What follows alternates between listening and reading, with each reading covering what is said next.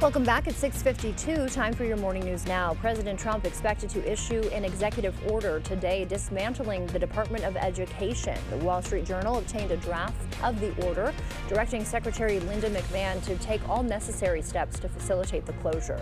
Congressional approval would be needed for complete dissolution. The department was created in 1979 and oversees federal education programs, including funding for low-income students. La Crosse's federal IRS office is losing its lease. DOJ's website listing the Taxpayer Assistance Office at 425 State Street, occupying a little over 2,000 square feet in the post office building at $36,000 yearly. A new Wisconsin bill would cover federal funding freezes through its rainy day fund. The special session measure would activate when approved federal money stalls. Duration of coverage remains unclear. The bill still needs Republican support. Dodge County authorities are investigating another inmate death at Waupun Correctional Institution. 23-year-old Damian Evans died Tuesday.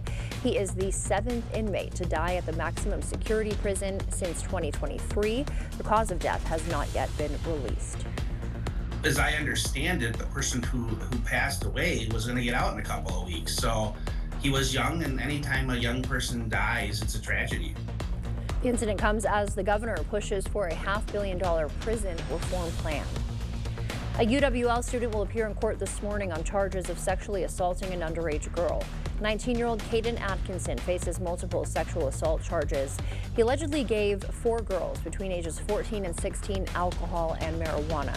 Atkinson admitted serving alcohol to police but denied any assault allegations. This is the second alleged sexual assault in Laux Hall last month. Police need your help this morning looking for a missing Oak Creek teen. 13-year-old Liliana Asala was seen at a skate park Saturday. Her phone was found Sunday, but no sign of her physically. If you have any information, contact the Oak Creek Police. The Department of Defense has canceled Winona State University's $1.1 million grant for a civic center. The center promotes community civic engagement. In the fall, it launched events and internship. Now, spring plans are in jeopardy. And you hate to hear it. You really hate to see how our education gets affected when we lose stuff, especially with all the executive orders coming out. So it only impacts the students and further their education. Yeah, I think it's a big impact for students. I think it can really impact long term of this university, and hopefully to bring it back would be nice. In a statement sent to News 8 Now, WSU said we plan to assess the progress and investments made to date in the Civic Center project and its stated goals and examine how we might continue to lead this work in partnership with our students and others in our surrounding communities. Part of Highway A is closed near the Fort McCoy Airport this morning. The Monroe County Sheriff says that it is closed between State Highway 16 and 13th Avenue. Crews there working to clean up from a semi that crashed on Interstate 90. A brush of light flurries will come in our area up to the north as well as the south as we go into today and then tonight.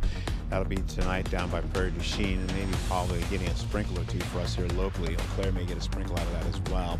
We'll go right back into temperatures running from the 40s today, then dropping down to the upper 30s, picking up temperatures as we go right into the weekend from the 40s to the 50s.